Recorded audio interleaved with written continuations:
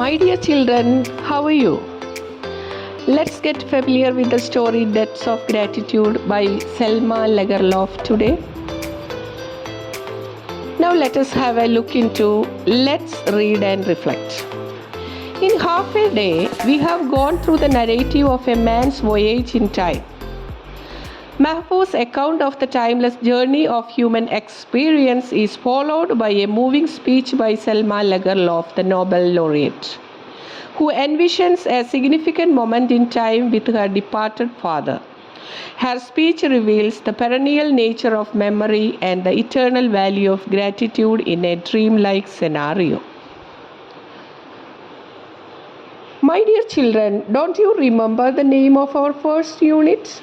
Yes, it is hours and years. ഒരു ദിവസത്തെ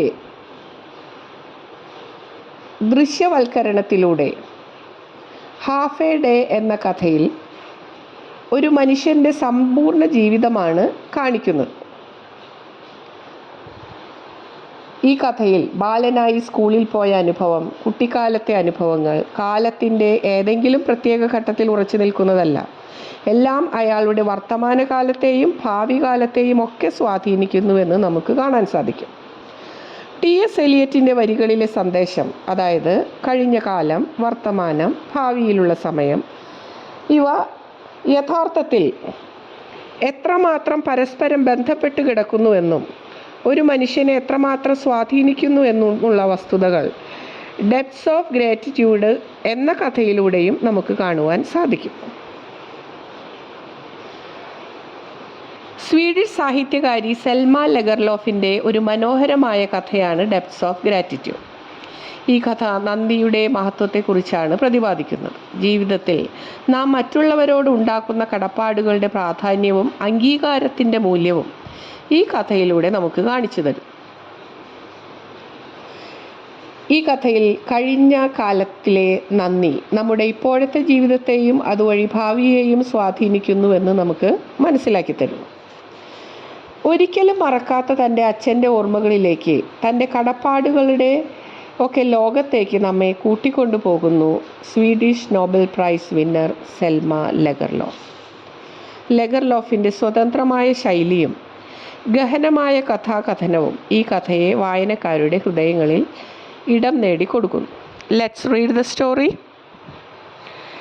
A few days ago I was sitting in the train bound for Stockholm. കുറച്ച് ദിവസം മുൻപ് ഞാൻ സ്വീഡനിൽ നിന്നും തലസ്ഥാനമായ സ്റ്റോക്ക്ഹോമിലേക്ക് ഒരു ട്രെയിൻ യാത്ര നടത്തുകയായിരുന്നു. It was early evening. നേരം വൈകുന്നേരമായിരുന്നു. There was little light in my compartment and none all outside. എൻ്റെ കമ്പാർട്ട്മെൻറ്റിലോ പുറത്തോ ഒന്നും ഒരു വെളിച്ചവും ഉണ്ടായിരുന്നില്ല. My fellow passengers were dozing and I was very quiet listening to the rattling of the train. എൻ്റെ കൂടെ യാത്ര ചെയ്തിരുന്നവരൊക്കെ മയക്കത്തിലും ഉറക്കത്തിലും വളരെ ശാന്തരായിട്ട്, ആരുമൊന്നും സംസാരിക്കാതെ ഇങ്ങനെ ഇരിക്കായിരുന്നു. ക്വയറ്റായിരുന്നു കമ്പാർട്ട്മെൻറ്റിൻ്റെ ഉള്ളിൽ. I was listening to the rattling of the train. ഞാൻ എൻജിൻ്റെ സൗണ്ടൊക്കെ ശ്രദ്ധിച്ചുകൊണ്ട് ഇങ്ങനെ ഇരിക്കുകയായിരുന്നു. And then I began to think of all the other times I had come up to Stockholm. ഞാനപ്പോൾ ഇങ്ങനെ വെറുതെ ഇരിക്കുന്ന സമയത്ത് ഇങ്ങനെ ഓരോ കാര്യങ്ങൾ ആലോചിച്ചിരിക്കെ ഞാനിങ്ങനെ ആലോചിച്ചു, സ്റ്റോക്ക്ഹോമിലേക്ക് പലവട്ടം ഞാൻ പോയിട്ടുണ്ട്. ആ സമയത്തൊക്കെ ഓരോരോ പ്രത്യേക കാര്യങ്ങൾക്കാണ് ഞാൻ പോയിട്ടിരുന്നത്. അതൊക്കെയാണ് എൻ്റെ മെമ്മറിയിലേക്ക് വന്നുകൊണ്ടിരുന്നത്. It had usually been to do something difficult. എന്തെങ്കിലും കുറച്ച് ടഫായിട്ടുള്ള കാര്യങ്ങൾ, ബുദ്ധിമുട്ടുള്ള കാര്യങ്ങളൊക്കെ ചെയ്യാനായിട്ടാണ് ഞാൻ പോവാറുള്ളത്. ഉദാഹരണത്തിനായി such as to pass examinations, exam എഴുതാനോ അതുപോലത്തെ പ്രയാസമേറിയ കാര്യങ്ങൾക്കൊക്കെ വേണ്ടിയാണ് ഞാൻ സ്റ്റോക്ക്ഹോമിൽ പോവാറുള്ളത്. And now I was coming to receive the prize in literature. ഇന്ന് പോകുന്നത് ചെറിയ കാര്യത്തിനല്ല, വളരെ ടെൻഷനുള്ള കാര്യമാണ്, വളരെ എക്സൈറ്റ്മെൻ്റ് ഉള്ളൊരു കാര്യത്തിനാണ് ഞാൻ പോകുന്നത്. എന്താണ്, ഞാൻ ലിറ്ററേച്ചറിൽ നോബൽ പ്രൈസ് വാങ്ങിക്കാനാണ് ഞാൻ പോകുന്നത്. അതുകൊണ്ട് തന്നെ എനിക്ക് എൻ്റെ നെഞ്ചൊക്കെ ഭയങ്കരമായിട്ട് ഇടിക്കുന്നുണ്ടായിരുന്നു, ഭയങ്കര ടെൻഷൻ ഉണ്ടായിരുന്നു, ഭയങ്കര എക്സൈറ്റ്മെൻറ്റ് ഉണ്ടായിരുന്നു. That too I thought would be difficult. അതുകൊണ്ട് തന്നെ അതൊരു വളരെ സിമ്പിളായ കാര്യമായി, പ്രൈസ് വാങ്ങിക്കുക എന്നുള്ളത് സിമ്പിളായി തോന്നിയേക്കാം, പക്ഷേ എന്നെ സംബന്ധിച്ച് അതൊരു സിമ്പിളായി തോന്നിയില്ല. കാരണം എൻ്റെ മനസ്സിൽ ഭയങ്കരമായ ചിന്തകളും ഉത്തരവാദിത്ത ബോധവും ഒക്കെ ഇങ്ങനെ മനസ്സിൽ ഇങ്ങനെ അലയടിക്കുകയായിരുന്നു. Deep within me, however, was a wondrous joy at receiving this prize. ഈ പ്രൈസ് കിട്ടുന്ന കാര്യം മനസ്സിലേക്ക് വരുമ്പോൾ എനിക്ക് ഭയങ്കരമായിട്ട് സന്തോഷവും എന്താ പറയുക, പറഞ്ഞറിയിക്കാൻ വയ്യാത്ത ഒരു വികാരങ്ങളുടെ വേലിയേറ്റ മനസ്സിൽ വരുന്നുണ്ടായിരുന്നു. I tried to dispel my anxiety by thinking of those who would rejoice at my good fortune. ഞാൻ ചിന്തിക്കുകയായിരുന്നു, എൻ്റെ ഈ സന്തോഷത്തിൽ മനസ്സ് തുറന്ന് പങ്കുചേരുന്ന ഒരുപാട് പേരെക്കുറിച്ച് ഞാനിങ്ങനെ ആലോചിക്കുകയായിരുന്നു. എൻ്റെ വെൽവിഷറായിട്ടുള്ള ഒരുപാട് ആളുകളെക്കുറിച്ച്. There were my good friends, my brothers and sisters, and first and foremost my old mother who sitting back home was happy to have lived to see this day. പിന്നെ ഞാൻ ഓരോരുത്തരെ എടുത്തെടുത്ത് ഇങ്ങനെ ആലോചിക്കുകയായിരുന്നു. അതായത് എൻ്റെ നല്ല ഫ്രണ്ട്സ്, എൻ്റെ ബ്രദേഴ്സ്, സിസ്റ്റേഴ്സ്, സഹോദരങ്ങൾ, പിന്നെ എൻ്റെ എല്ലാമായിട്ടുള്ള എൻ്റെ അമ്മ, വയസ്സായിട്ടുള്ള എൻ്റെ അമ്മ ഈ ഒരു ദിവസത്തെ സാക്ഷ്യം വഹിക്കുന്നതിന് വേണ്ടി ഇന്നും അമ്മ ജീവിച്ചിരിക്കുന്നുണ്ട്. അപ്പോൾ ഈ കാര്യങ്ങളൊക്കെ ഞാൻ ആലോചിച്ചുകൊണ്ട് യാത്ര ചെയ്തുകൊണ്ടിരിക്കുകയാണ്. But then I thought of my father and felt a deep sorrow that he had no longer alive. ഈ സമയത്താണ് എൻ്റെ ഉള്ളിലേക്ക് ഒരു നീറ്റൽ ഉള്ള ഒരു വേദന എൻ്റെ മനസ്സിലേക്ക് കടന്നു വന്നത്. എൻ്റെ അച്ഛനെ കുറിച്ച് ഓർത്തപ്പോൾ എനിക്കത് സഹിക്കാൻ പറ്റാത്ത ഒരു വികാരം തന്നെയായിരുന്നു. എൻ്റെ അച്ഛൻ ഇന്ന് എൻ്റെ കൂടെ ഇല്ല. എനിക്ക് ഇത്രയും വലിയൊരു അംഗീകാരം കിട്ടുന്ന സമയത്ത് അത് സാക്ഷ്യം വഹിക്കാനായിട്ട് എൻ്റെ അച്ഛൻ എൻ്റെ കൂടെ ഇല്ലല്ലോ എന്നുള്ള ആ ചിന്ത എന്നെ വല്ലാതെ അലട്ടിക്കൊണ്ടിരുന്നു. I could not go and tell him that I had been awarded the Nobel Prize. എനിക്ക് എൻ്റെ അച്ഛൻ്റെ അടുത്ത് പോയി പറയാൻ പറ്റില്ലല്ലോ, എനിക്ക് നോബൽ പ്രൈസ് ഇന്ന് കിട്ടുകയാണ്, ഞാനത് വാങ്ങിക്കാൻ പോവുകയാണെന്ന് നേരിട്ട് പറയാൻ പറ്റാത്ത ഒരു അതിഭയങ്കരമായൊരു വിഷമം നമ്മുടെ ഓദറിന് ഉണ്ടായി മനസ്സിൽ. I knew that no one would have been happier than to hear this. എനിക്ക് അറിയാമായിരുന്നു, എനിക്ക് ഒരുപാട് വെൽ വിഷേഴ്സ് ഉണ്ട്, എൻ്റെ അമ്മയുണ്ട്, ബ്രദേഴ്സ്, ബാക്കിയുള്ളവരൊക്കെ. ഇവർക്കൊക്കെ ഉണ്ടാകുന്ന സന്തോഷത്തെക്കാളും എത്രയോ മടങ്ങ്, എത്രയോ വലിയ ഒരു സന്തോഷമായിരിക്കും എൻ്റെ അച്ഛൻ ഇത് കേൾക്കുമ്പോൾ ഉണ്ടാവുക എന്നുള്ളത് എനിക്ക് നല്ലപോലെ അറിയാമായിരുന്നു. Yes, it was the deep sorrow to me that I could not tell him. എനിക്കത് അദ്ദേഹത്തോട് നേരിട്ട് പറയാൻ കഴിയാത്തതിലുള്ള വിഷമം എനിക്കത് പറഞ്ഞറിയിക്കാൻ കഴിയില്ല. All rustle and bustle ceased and the sound of the wheels became a soothing, peaceful melody.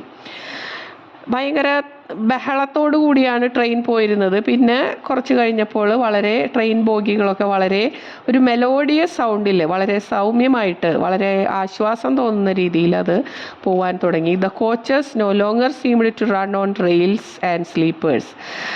Rail പാളത്തിലൂടെയല്ല പോകുന്നത്, അവ അന്തരീക്ഷത്തിലേക്ക് നീങ്ങുന്നത് പോലെ തോന്നുന്ന വിധം. But to glide into space, വളരെ സോഫ്റ്റായിട്ട് നീങ്ങുന്ന പോലെ ഒരു ഫീലിംഗ് എനിക്ക് ഉണ്ടായി. I sat there and thought how much I should like to see my old father again.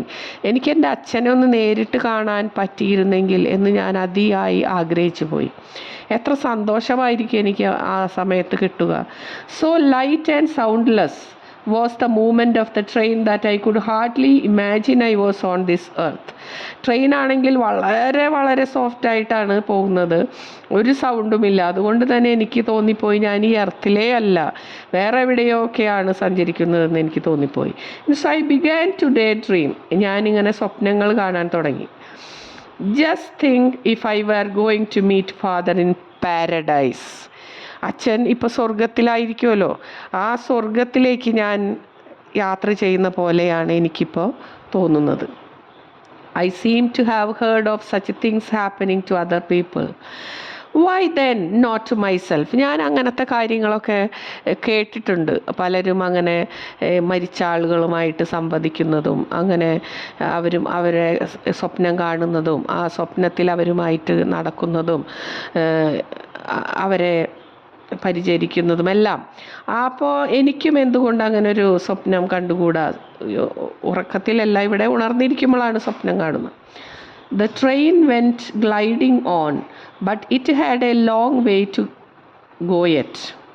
Train ഇങ്ങനെ വളരെ സ്മൂത്തായി പോയിക്കൊണ്ടിരിക്കുകയാണ്, പക്ഷേ ഇനിയും ഒരുപാട് യാത്ര ചെയ്യേണ്ടതുണ്ട്. And my thoughts raced ahead of it. എൻ്റെ ചിന്തകൾ അതിനപ്പുറം സ്പീഡിൽ പോയിക്കൊണ്ടിരിക്കുകയാണ്. ഈ ട്രെയിനിൻ്റെ മുന്നിലെന്നോണം എൻ്റെ ചിന്തകളും സഞ്ചരിച്ചു കൊണ്ടിരിക്കുകയാണ്. Father will certainly be sitting in a rock chair on a veranda. ഞാനിങ്ങനെ ചിന്തിക്കുകയാണ്, എൻ്റെ സ്വപ്നത്തിലുള്ള ചിന്തകൾ, എൻ്റെ ദിവാസ്വപ്നത്തിലുള്ള ചിന്തകളിൽ ഞാൻ വിചാരിക്കുകയാണ്, ഞാനിങ്ങനെ അച്ഛൻ്റെ അടുത്ത് ചെല്ലുമ്പോൾ അച്ഛൻ എന്ത് ചെയ്യായിരിക്കും?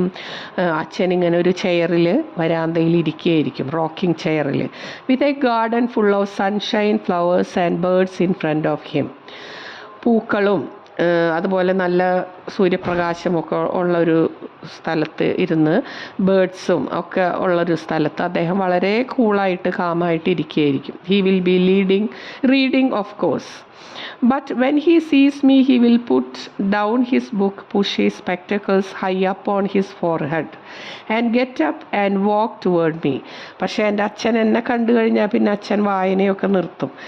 എൻ്റെ അടുത്തേക്ക് ഇങ്ങനെ സ്പെക്ടക്കിൾസൊക്കെ നെറ്റിയിലേക്ക് കയറ്റി വെച്ചിട്ട് കണ്ണുകളിൽ നിന്നൊക്കെ എടുത്ത് മാറ്റി എൻ്റെ അടുത്തേക്ക് ഇങ്ങനെ നടന്ന് വരും.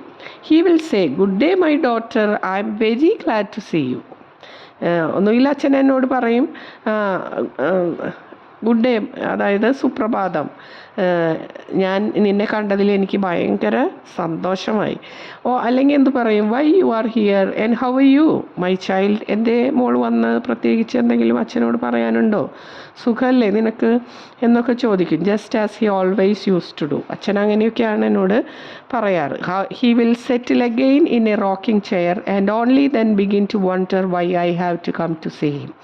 അച്ഛൻ വീണ്ടും ചെയറിൽ ഇങ്ങനെ ഇരുന്നിട്ട് ഇങ്ങനെ ആലോചിക്കും, എന്തായിരിക്കാം കാരണം മോൾ എൻ്റെ അടുത്തേക്ക് വരാൻ? എന്തെങ്കിലും അവൾക്ക് പ്രത്യേക കാര്യങ്ങളുണ്ടാകും, എന്തെങ്കിലും ആവശ്യം ഉണ്ടായിരിക്കുമോ?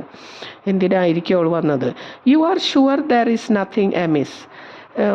പ്രശ്നമൊന്നുമില്ലല്ലോ മോളെ, കുഴപ്പമൊന്നുമില്ലല്ലോ, നീ ഓക്കെ അല്ലേ, നീ ഓൾ റൈറ്റ് അല്ലേ എന്നൊക്കെ അച്ഛൻ ചോദിക്കും. He will ask suddenly, no father, all is well, I will reply.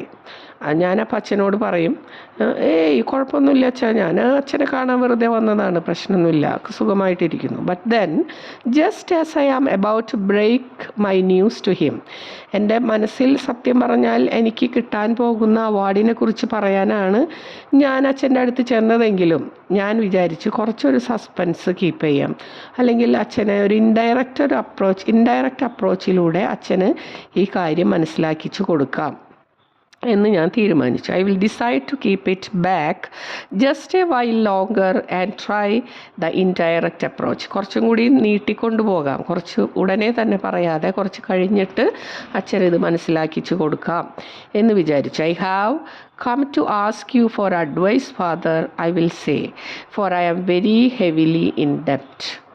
അങ്ങനെ അച്ഛനോട് പറയാണ്, ഞാൻ അച്ഛൻ്റെ അടുത്തേക്ക് വന്നത് പ്രധാനമായിട്ടും അച്ഛൻ്റെ ഒരു ഉപദേശം തേടാനാണ്. കാരണം ഞാൻ വലിയൊരു കടപ്പാടിൽ പെട്ടിരിക്കുകയാണ്, ഒരു ബാധ്യതയിൽ പെട്ടിരിക്കുകയാണ്, ഒരു വലിയ ഒരു ഉത്തരവാദിത്വം എന്നിൽ നിക്ഷിപ്തമായിരിക്കുകയാണ്. എനിക്ക് എന്താണത് അതിന് മറികടക്കുക എന്ന് എനിക്ക് മനസ്സിലാവുന്നില്ല, എനിക്കറിയുന്നില്ല എന്താ ചെയ്യേണ്ടതെന്ന്. I am afraid you will not get much help from me in this matter. നിൻ്റെ ഈ കടപ്പാടിന് ഉള്ള ഒരു പോംവഴി എന്നിൽ നിന്ന് നിനക്ക് കിട്ടാൻ സാധ്യത കുറവാണ്, കിട്ടാൻ പോകുന്നുണ്ട് എന്ന് എനിക്ക് തോന്നുന്നില്ല, എന്നെക്കൊണ്ട് നിന്നെ സഹായിക്കാൻ പറ്റും എന്നെനിക്ക് തോന്നുന്നില്ല. Father will reply, one may well say of this place that it has everything except money. ഈ ഒരു സ്ഥലത്ത്, ഞാനിയുള്ള ഈ ഒരു സ്ഥലത്ത് പണമൊഴിച്ച് ബാക്കി എല്ലാം കിട്ടും. അപ്പം അതുകൊണ്ട് തന്നെ എനിക്ക് നിൻ്റെ കടബാധ്യത തീർത്ത് തരാനായിട്ട് സാധിക്കില്ലല്ലോ മകളെ എന്നാണ് അച്ഛൻ പറയുന്നത്. But it is not money that I oh.